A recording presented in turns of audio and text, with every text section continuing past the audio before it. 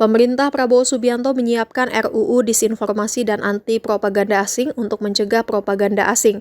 Menteri Koordinator Bidang Hukum, Hak Asasi Manusia, Imigrasi dan Pemasyarakatan alias Menko Kumham IMIPAS, Yusril Iza Mahendra mengatakan bahwa saat ini pihaknya masih melakukan kajian-kajian terkait dengan RUU Disinformasi dan Anti Propaganda Asing. Draft RUU Disinformasi dan Anti Propaganda Asing pun segera disusun atas perintah Presiden RI Prabowo Subianto. Menurut Yusril, sejumlah negara lain juga sudah memiliki RUU ini. Lalu apa itu RUU Disinformasi dan Anti Propaganda Asing? Sejauh ini Amerika Serikat salah satu negara yang memiliki RUU Disinformasi dan Anti Propaganda Asing.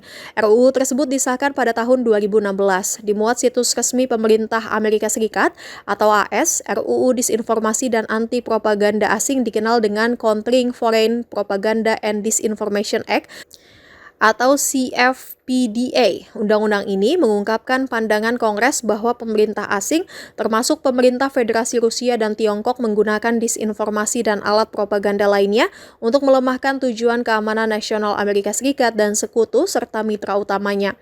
Maka dari itu, pemerintah Amerika Serikat harus mengembangkan strategi komprehensif untuk melawan disinformasi dan propaganda asing serta menegaskan kepemimpinan dalam mengembangkan narasi strategis berbasis fakta. Caranya, salah satu elemen penting dari strategi ini adalah mempromosikan pers independen di negara-negara yang rentan terhadap disinformasi asing. Maka Departemen Luar Negeri akan membentuk pusat analisis dan tanggapan informasi untuk memimpin dan mengkoordinasikan pengumpulan dan analisis informasi tentang upaya perang informasi pemerintah asing, membangun kerangka kerja untuk mengintegrasikan data dan analisis kritis tentang propaganda asing dan upaya disinformasi ke dalam pengembangan strategi nasional, serta mengembangkan dan menyelaraskan inisiatif pemerintah untuk mengungkap dan melawan operasi informasi asing yang diarahkan terhadap kepentingan keamanan nasional Amerika Serikat serta memajukan narasi berbasis fakta yang mendukung sekutu dan kepentingan Amerika Serikat. Selain itu, undang-undang itu juga mengatur pemilihan peserta untuk program pertukaran pendidikan dan budaya AS. Pertimbangan khusus harus diberikan kepada siswa dan pemimpin komunitas dari populasi dan negara yang dianggap rentan terhadap propaganda asing dan kampanye disinformasi.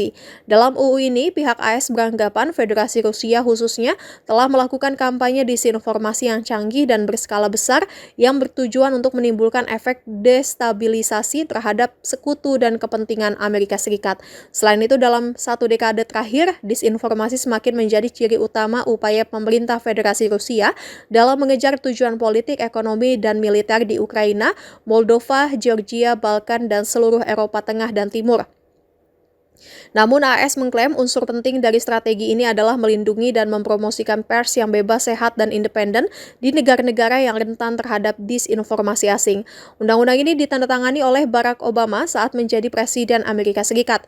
UU ini juga bukan tanpa kontroversi saat dirancang. Terlebih Barack Obama saat itu disebut diam-diam ketika menandatangani undang-undang tersebut.